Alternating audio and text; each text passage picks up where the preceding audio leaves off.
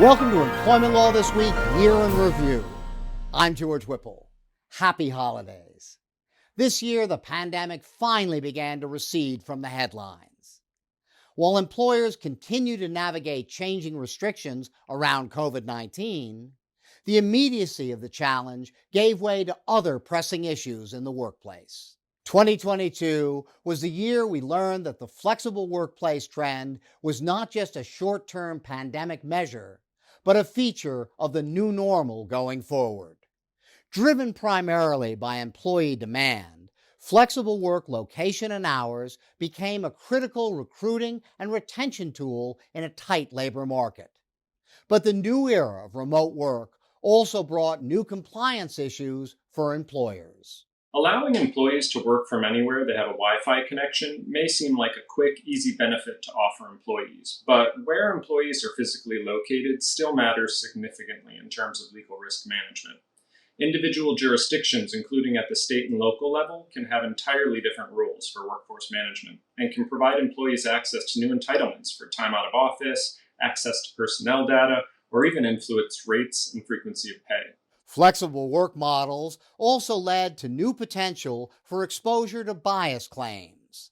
So to help minimize exposure to these types of claims, employers would be well advised to include a flexible work policy in their employee handbook that clearly outlines the process for making remote work requests, and one that specifically states that all flexible work arrangements are solely at the discretion of the company and are subject to review, modification, and cancellation at any time. Pay equity reemerged as a defining regulatory issue this year, particularly pay data reporting and salary range disclosure. New requirements in big states like New York and California upped the ante, requiring employers to include salary ranges in all job postings. In June, the Supreme Court handed down a landmark decision in Dobbs v. Jackson, overturning decades-old precedent and rescinding federal constitutional protections for abortion. This left decisions on abortion in the hands of the states, many of which adjusted abortion laws, either restricting the procedure or codifying protections. Employers had to comply with a patchwork of new laws and face tough choices about benefits and enforcement. One of the issues that comes up is, should the company offer a travel benefit to its employees who live in what's referred to as a banned state, a state in which state law bans or restricts in a significant way abortion-related procedures. If that employee resides in a banned state and wishes to travel to a non-banned state or a state where abortion remains illegal, does the employer wish to cover the travel costs for that employee? That's a big issue that companies are grappling with.